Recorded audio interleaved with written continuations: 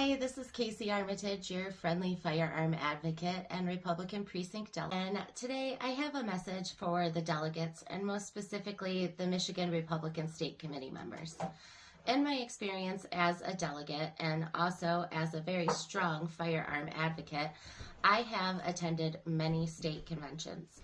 Every state convention I have attended over all of these years, I have been able to carry, and so have my fellow delegates. It's been a venue that we could lawfully carry at, up until we did the last convention at Flint.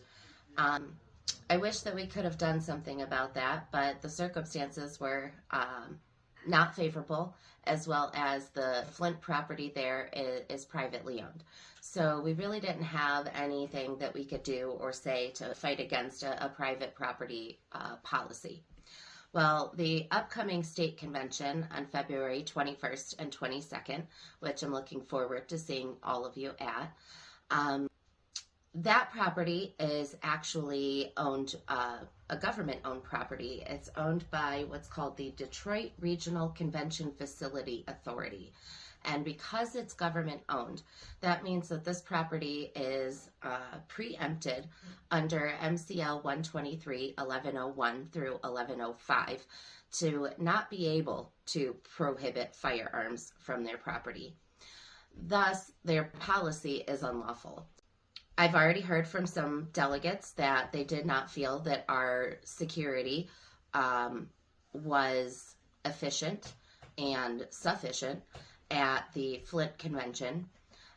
People would rather have the option to provide their own security, so that should the need arise. Now, we're not in a position and we don't have the time to take on actually demanding that they change their policy like the firearm community has done, such as Michigan Open Carry, in fighting different venues such as the Lansing Center, for example. We're all able to carry at the Lansing Center because it's a municipal-owned building. Sometimes there's a little pushback, and every time we remind them that we already did this in court, and then we win and we get to carry and life goes on. So, but we have not been able to take this fight yet to Huntington Place. Therefore, their policy is still on their books. However, it's unlawful. So, what I'm proposing is that our state committee stand strong, very strong, for the Second Amendment, just like we always claim to do, and take a stance. If our state committee takes a stance that supports the lawful firearm possession at the state convention, then it will give our firearm community the strength that we need to fight this forward and work on demanding that policy be changed. We haven't had a win in a while, so it'd be great if we had the support where we're supposed to count on it from most. And what I think this should look like is if the state committee could find a procedure, a pathway to entertaining a motion at tomorrow's state committee meeting. A motion, something like this. So I move to affirm the Michigan Republican State Committee's support for lawful firearm possession by attendees at convention, pursuant to Michigan law, Article 1, Section 6 of the Michigan Constitution, and the Second Amendment to the United States Constitution. If a motion such as this were to be entertained, supported, and affirmed by the state committee, it would give us the strength that we need in writing. And if we can't accommodate said motion, then I believe we should be able to find a procedure that we could put in place in order to get a resolution quickly adopted by either the districts, the committee, or the convention body as a whole.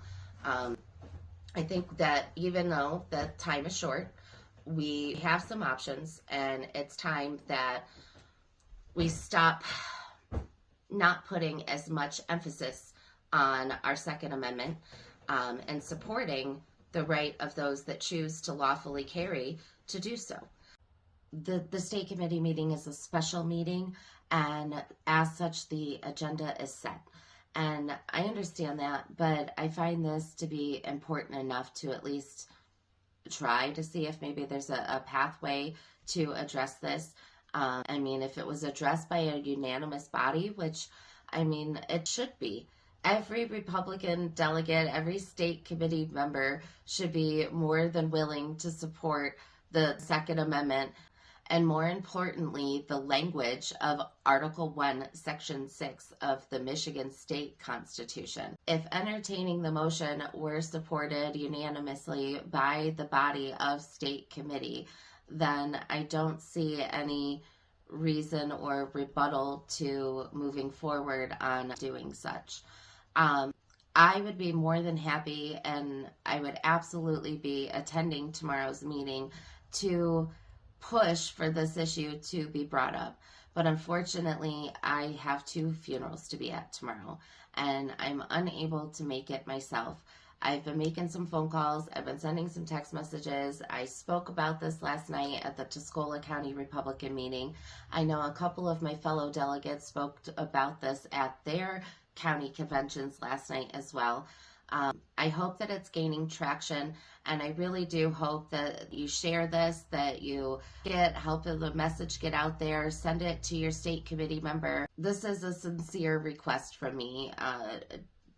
Chairman Hoekstra, if you get to see this, Vice or Co-Chair Melinda Pago, everybody that is on a state committee, this really is a sincere request from myself and from my fellow 2A advocates. And I find it to be an incredibly reasonable request and a very small step that you guys can take to show your support and strengthen our Second Amendment here in Michigan.